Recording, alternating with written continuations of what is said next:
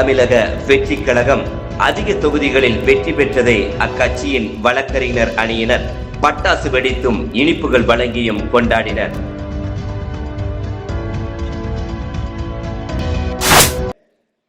இரண்டாயிரத்து 26 சட்டமன்ற தேர்தல் வாக்கு எண்ணிக்கை நேற்று நடைபெற்றதில் 108 தொகுதிகளில் தமிழக வெற்றி கழகம் வெற்றி பெற்றது. கடந்த கால அரசியலில் திராவிட கட்சிகள் மட்டுமே மாறி மாறி வெற்றி பெற்று வந்த நிலையில் இந்த முறை தமிழக வெற்றி கழகம் வெற்றி பெற்றது தமிழக அரசியல் வரலாற்றில் பேசுபொருளாக மாறி உள்ளது.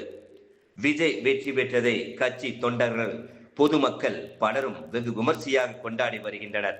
அதன் ஒரு பகுதியாக கோவை நீதிமன்ற வாயில் முன்பு தமிழக வெற்றி கழகம் கட்சியின் வழக்கறிஞர் அணியினர் பட்டாசு வெடித்தும் பொதுமக்களுக்கு இனிப்புகள் வழங்கியும் கொண்டாடினர்.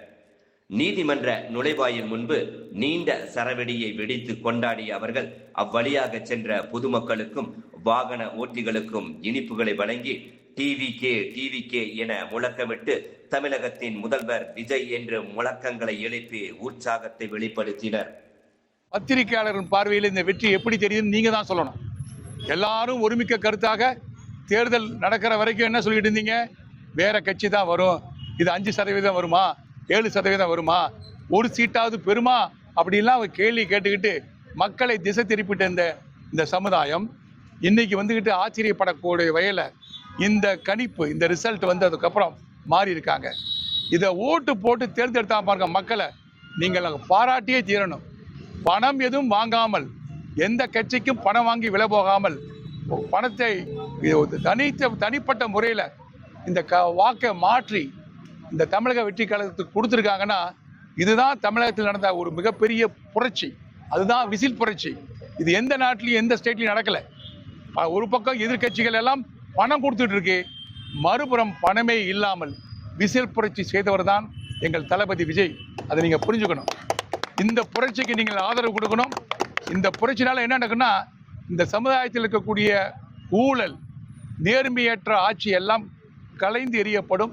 நேர்மையான ஆட்சி, வெளிப்படையான ஆட்சி கண்டிப்பாக தளபதி விஜய் தலைமையில் நடக்கும். நாங்கள் எங்கள் எம்எல்ஏக்கள், நாங்கள் வக்கீல்கள் அனைவரும் அதுக்காக பாடுபடுவோம். கண்டிப்பாக மக்களுக்கு ஒரு நல்ல காரியம் நடத்துவோம். எதெல்லாம் நீங்கள் எதிர்பார்க்கீங்களோ அது தானாக அமையும். அதை இந்த ஆட்சி அமைச்சு கொடுக்கும் என்பதை தெளிவாக சொல்லிக் கொள்கிறோம். நீங்களே காத்திருந்து இன்னும் ஒரு 2 மாதம் 3 மாதம் கழித்து சொல்லுவீங்க தளபதியுடைய ஆட்சி எப்படி இருக்க போகுதுன்ட்டு. எப்படி இருக்குதுன்னு சொல்லுவீங்க. நன்றாக இருக்கும். தைரியமாக இருங்கள். வெற்றி நிச்சயம்.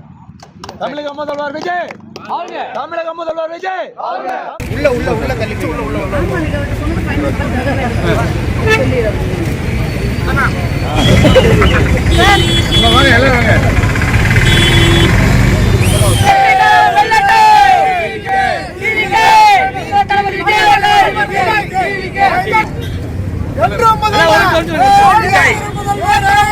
தமிழக வெற்றி கழகம், தமிழக வெற்றி